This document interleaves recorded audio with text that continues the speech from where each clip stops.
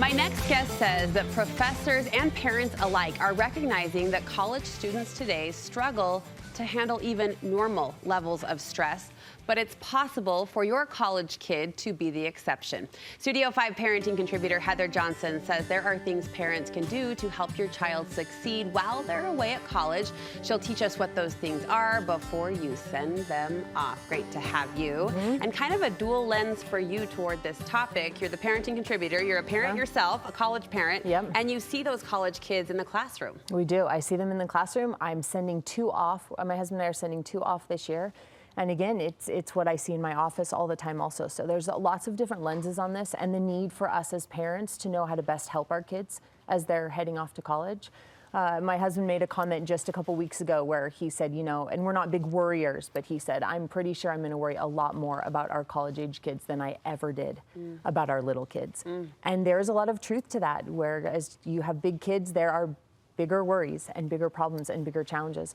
And so as we send them out the door, we want to be ready for that. And there's some things that we can do to help. There are some differences, right? Between kind of what we faced and what our kids are facing now. It's a different situation now. And you say that's important to acknowledge because it's not just going back to our college experience, but it's actually recognizing the reality of theirs. It is, and it is very different. There's a lot of things that play into this. They're coming out of high school less prepared than they used to. There's a lot less preparation, and there's a million things, including political, reasons for that, but they're not as prepared.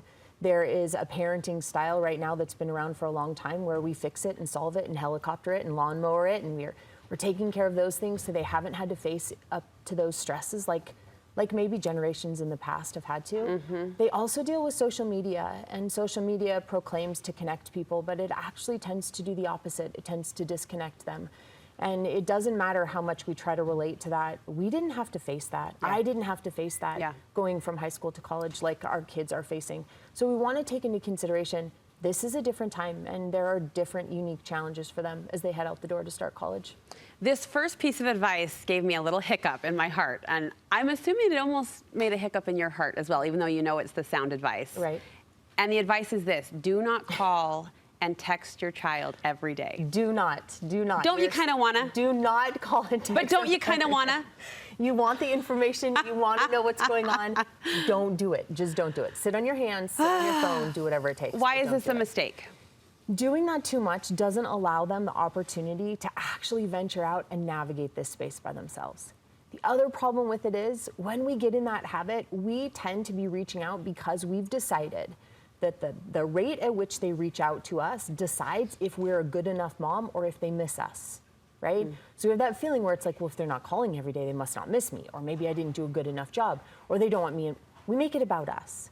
We want them to set the tone and the pace for how often we communicate. So if you have a son and it's once a week and that's great, awesome, roll with it. Let it be once a week. It probably means that they're out making friends and navigating new situations and figuring out their roommates and figuring out how to study and balance playing. It probably means that.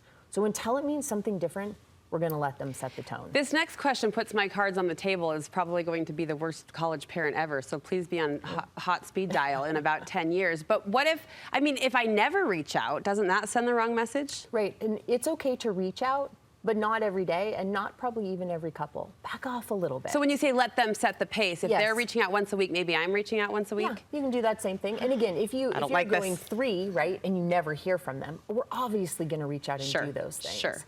But we wanna let them kind of set a tone. We tend to take the lead in that, right? They leave and it's like, are you there yet? Well, how did today go? Well, how did that test go? And they've got 7 text messages from us before it's dinner, right, on day 1. We want to back off of that. You're not cracking on me, but really, is that ever hard for you? Is it even hard? You? Yeah. Yeah, there's sometimes that I want to reach out. Yeah. I can sit back pretty good and let them navigate their own space. But there's every once in a while where I think, I know that this is going on, or I'm curious how that went. And you have to.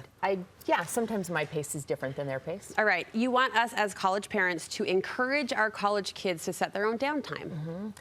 When it comes to college, success comes from being able to manage or manage their time. That's where success is going to come for them. They need to know how to do that. Now, they tend to look at all the things they have to do, and they forget that they need to schedule in time to create the balance of not doing anything academic. Encourage them to write their downtime in their schedule, just like they're putting in, I have these classes and this homework and this part-time job. encourage them to put it right there. They're hopefully going to schedule a class and not miss it. Well, hopefully not going to miss it, right? It will be the same with their downtime. They desperately need the balance, and we can help them find that by scheduling in that downtime. It's not something we tend to talk to them about, right? And we should be. We should be asking them, hey, do you have this downtime scheduled so that there's balance in your life? Yeah, that's a surprising one for me, taking note. Let failure be normal. How can we promote failure? We're going to tell them that everybody feels it, deals with it, and fails. We're going to help them understand, hey, everyone fails, and everyone finds themselves in this phase of life, and something's a struggle at school or in a class or with a roommate. Everybody fails. We're going to teach them that. It's true. We all have done it, right? We want to normalize it. We also want them to know that failure is short-lived, and that normalizes it. So saying to them, hey, a failure right today, that is a short-lived space that you're in. It's short-lived. Yeah. And we want to make it clear that when we normalize failure, we teach them and talk to them about what they can learn from it. That's the whole point, right? That's why failure is so powerful, because it puts us in a position where we can learn to do something different next time. That's how we normalize it. Now, again, this is for our college students, but we want to be teaching that same thing no matter what age of our kids that we're dealing with at home, that it's short-lived, that everyone deals with it, and that we can learn from it. When problems bubble up, or where concerns or confusions, enter the once-a-week phone conversation, how are we going to respond to those problems or help them deal with those problems? We're going to let them solve them all on their own. Hands off. Hands off.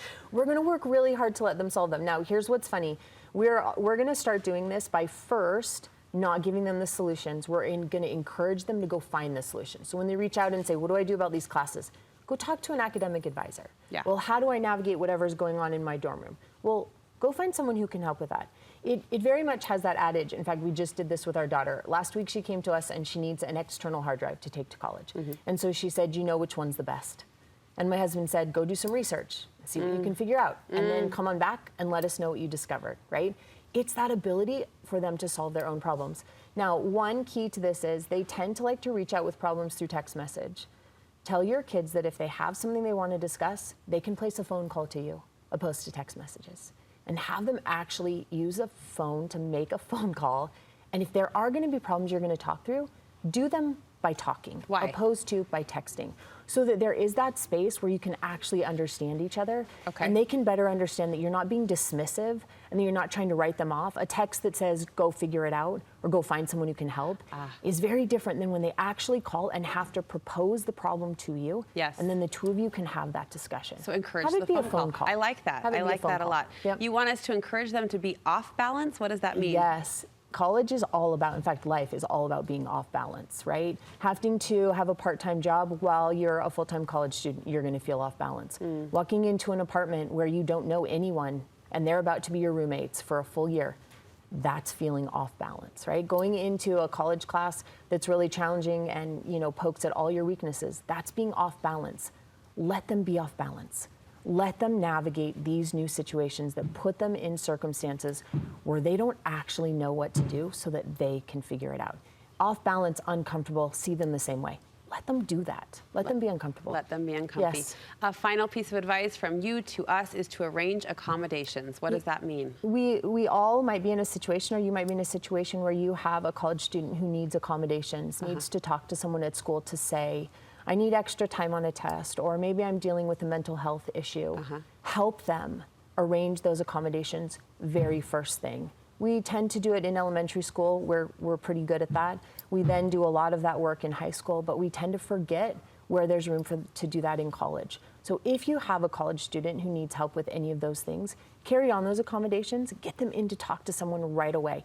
Get those things in place so that that's one thing they can check off their list, so that they can put their mind towards navigating being off balance and solving problems and making new friends. So maybe that's one area you could lean in a little bit more and do it first. And even the encouragement to say, hey, let's put this on the list of first week things. Let's go tackle this right away so that you are set up to be able to negotiate all these new situations you're going to be in. Sound advice. It's new for them, but it's new for a lot of parents as well. So good luck with your double drop-off.